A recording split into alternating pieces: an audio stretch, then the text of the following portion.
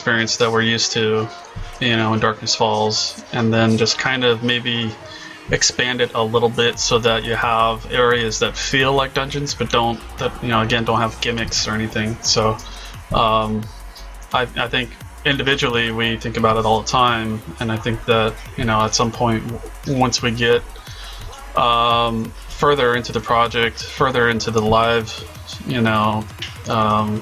game itself, when everybody's playing, I think at that point we'll critically look at evolving areas, so to speak, because back in DFC we had areas that were basically like dungeons, but only in the fact that there were really hard mobs, pretty decent drops, and really a boatload of experience, and you couldn't quite solo it, except for like the extreme case. So I think there's definitely some work already done there, and then we just have to maybe make it a little more fun if we want to include dungeons, so to speak. But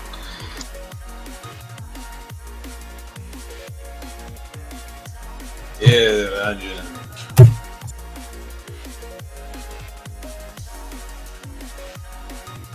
yeah, it's something that will have to be tested, and I think that there's basically two avenues to consider when we're developing, and one is, is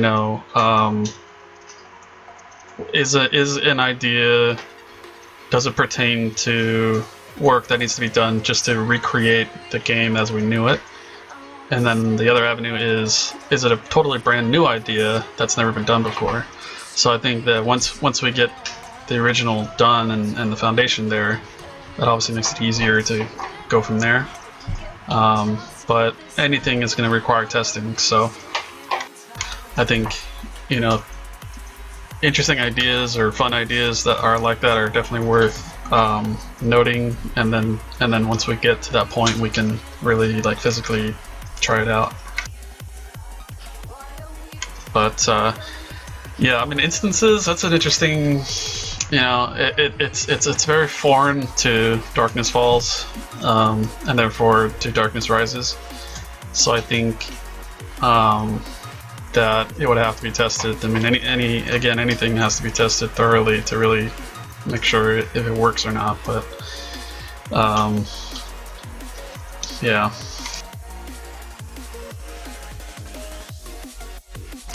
And then as far as overhunting and things like that, a lot of the experience that we have as players, that will carry over into Darkness Rises, because we will have to fine tune everything again.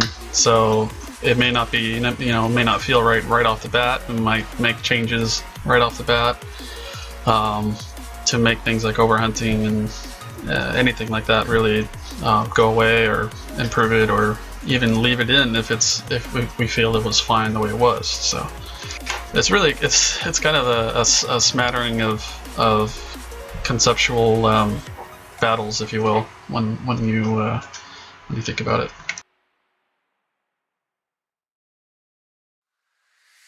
Yeah. Navi has a good point there. It takes away from the experience that we used to have. So I think adding instances is a little foreign.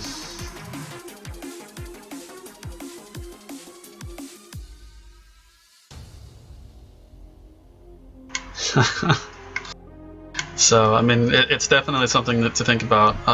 We could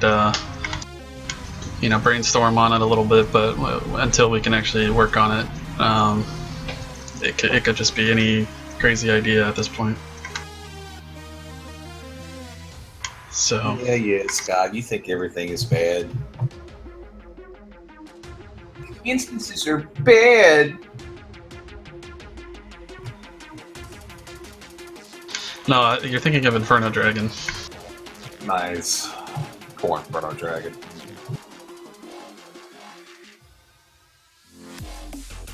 Yeah, exactly. That pretty much takes care of it. But then on the other hand, okay, so here's the thing. If we go the instance route, then you have to do instance IDs. You have to have some ability for players to recover their gear if they die and release. And I don't think that it would be super fun to manage multiple copies, of dungeons and all the gear that people lost in them. I think that would create a lot of work for us. Yeah, the workflow would just seem to increase quite a bit. Yeah, and that also opens the opportunity for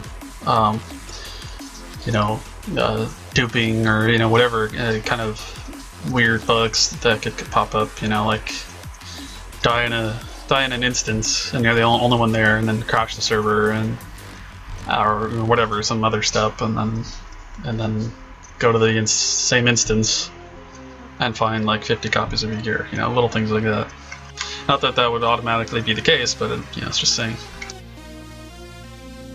Yeah, I mean, I love the idea of the instances, but I think that it just has too many issues, especially when Navi's sick. This is what Hinet's got is really true. You'd hate to go over and find out, oh, wait, all these people that you're interested in trying to kill, they're inside this ungettable 2 instance now.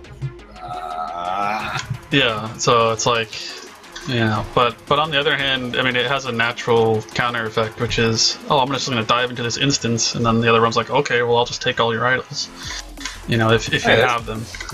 So there you go. I mean, but still, I think it's a lot of foreign feature building, developing to put into a game that doesn't necessarily need it. Yeah, so I think it's definitely like it's part of the game theory in general, and I think it's plausible. It has its moment, I think, in its place, but I don't think it's super necessary. I think that we could go the normal route of just creating an area, but having the access to it be a little different, not including instancing, but maybe have a quest or something to open up something for a short amount of time, or whatever.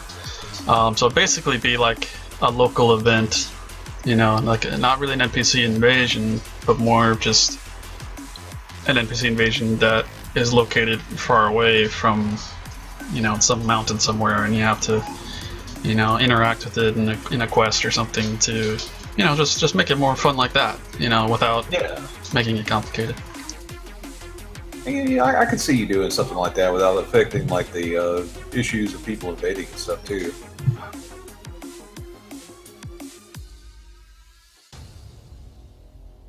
So yeah, I think just evolving the old system a little bit more, I think, would probably be a good foundation. And then I think a lot of this stuff will pertain to to everybody as the game goes on, and it's not going to be in any immediate threat of being shut down, so we'll actually be able to play the game. So and I mean, a lot of the issues that people would immediately bring to light, like the overcrowding aspect, we will probably not have to worry about that because we could just easily expand the area size. They couldn't do that in the FPSC, but we could double it or triple it if we wanted to. Right. Nabi says, what about guild instances? Every day having a chance to spawn certain mobs from certain areas or something along those lines for guild-only type challenge. That's interesting. I mean, like a guild raid, basically.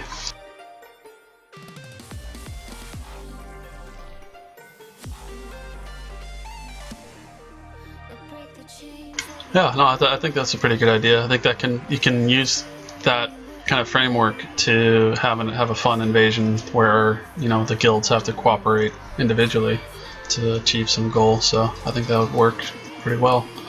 Another idea you could, based a little bit on what he just said, Navi said, is you could have instances tied to only certain times throughout the day. So that's like you couldn't go in it for the majority of the time, but only during certain hours of the day or certain days of the week would they actually even be accessible. That way, that would also rule out the kind of like a invasion aspect of it, so people invading wouldn't have to worry about it. It's true.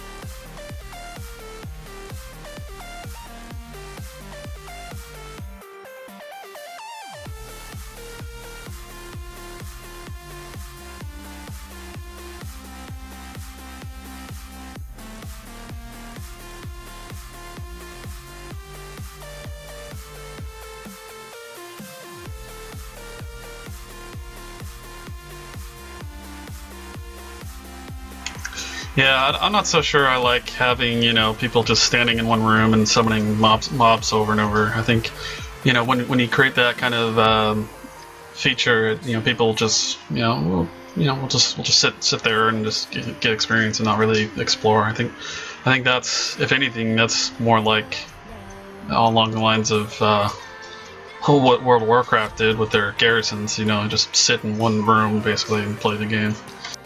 So I don't quite like that idea as much, but I think that something like that could be used in certain areas, possibly.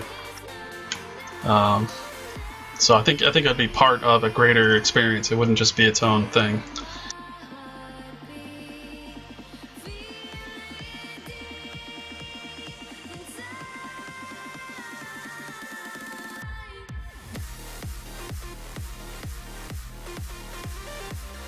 That's pretty cool, Scott. Time of day definitely opens up opportunities for customization, for sure. How many days were in a DF day? Was it 4? I have no idea. I want to say it was 4. I want to say lots of things. I think I can remember maybe the time of day and then maybe weather. I don't know if weather was included into that. Yeah, that's pretty cool, Scott. I mean, it's definitely slightly more advanced.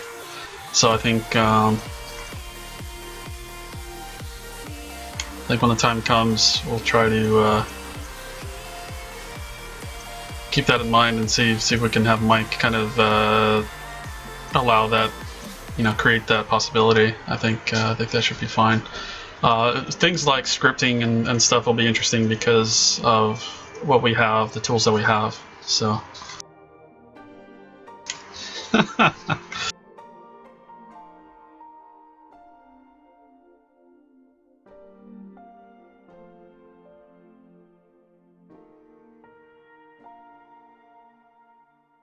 Nice. Were you a staff member, Scott?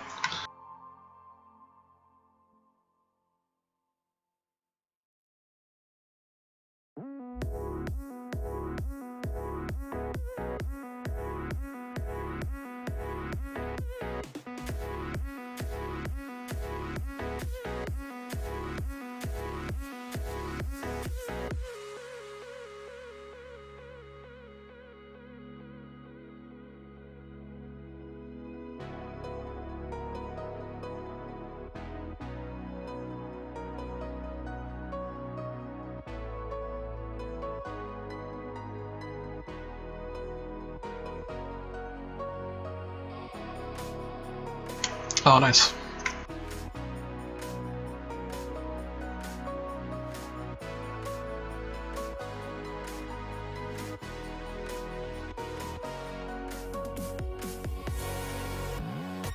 Oh, okay. Yeah, I mean, there's a lot of it's a lot of work. You either want to be a developer or you want to be a player. So I think to do both is tough, but I definitely plan to do both because I think one person made a really good point about being able to play as a certain character to know exactly how they level up. I think that's key information. Obviously, setting all the settings and testing damage and applying spells, creating everything is one thing, and allows you to know so much. But I think actually playing allows you to really see the what the players are going through. So the struggle is real. Yeah.